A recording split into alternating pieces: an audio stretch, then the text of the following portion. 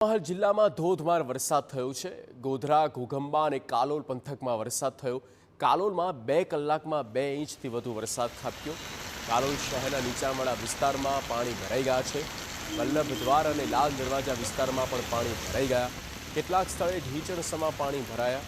ગોધરા શહેરના રસ્તાઓ પણ પાણી થયા છે।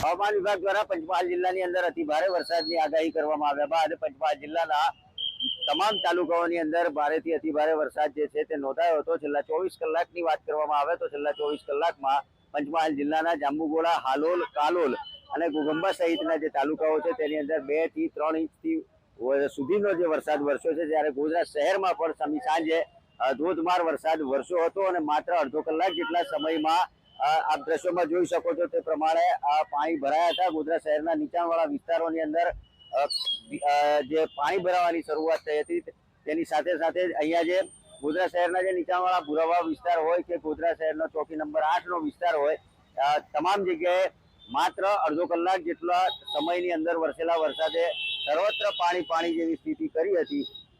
તંત્રની જે કહી શકાય કે પ્રી મોન્સૂનની કામગીરીની જે વાત કરવામાં આવે તો પ્રી મોન્સૂનની કામગીરી ક્યાંક ને ક્યાંક આ જે દ્રશ્યો છે તે ચાળી ખાઈ રહ્યા છે।